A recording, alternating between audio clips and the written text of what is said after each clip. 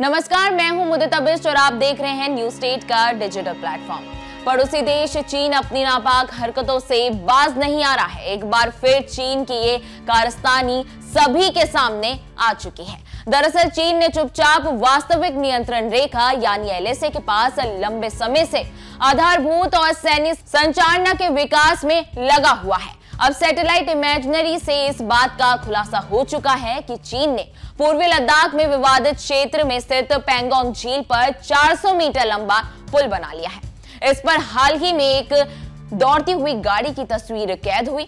वहीं एक रिपोर्ट के मुताबिक सैटेलाइट इमेजनरी में इस बात का भी खुलासा हुआ है कि हाल ही में इस पुल पर काली पिच बिछाई गई है ताकि गाड़ियों की आवाजाही को आसान बनाया जा सके। चीन के इस कदम से भारत हैरान है और ये भारत के लिए सुरक्षा चिंताओं की एक बड़ी वजह बन चुका है। ऐसी आशंका है कि चीन इस पुल का इस्तेमाल भारत के खिलाफ एलएसी पर सैन्य मजबूतीकरण के रूप में कर सकता है। चीन इस संघर्ष के समय इस पुल के जरिए वास्तविक नियंत्रण रेखा पर टैंकों और साथ ही अन्य सैनिक वाहनों को भी तेजी से ला सकता है और कम समय में बड़ी संख्या में सैनिकों की भी तैनाती कर सकता है। इसके अलावा भारत पर धावा बोलने के लिए भी ये चीन इस रूट का इस्तेमाल कर सकता है।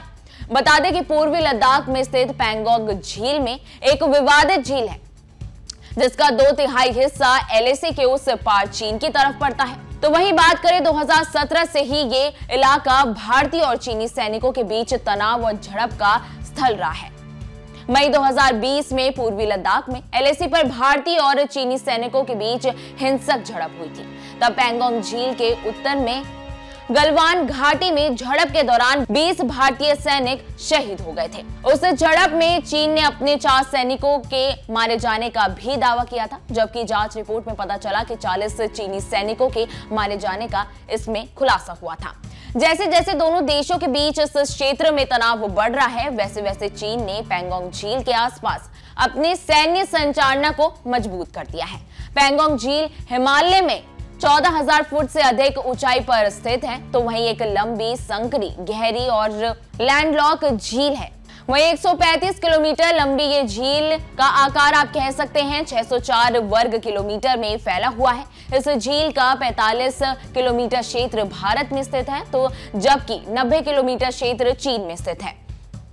वास्तविक नियंत्रण रेखा इस झील के बीच से गुजरती है। ये खारे पानी की झील है और साथ ही जो सर्दियों में पूरी तरीके से जम जाती है।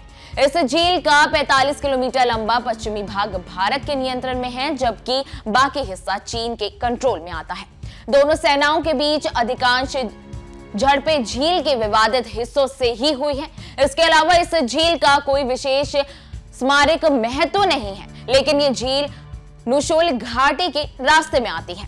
ये एक मुख्य मार्ग है जिसका चीन द्वारा भारतीय अधिकृत क्षेत्र में आक्रमण के लिए उपयोग किया जा सकता है। अब देखना होगा कि चीन की इस नापाक हरकत से भारत इसमें क्या कुछ अपनी रणनीति अपनाता है।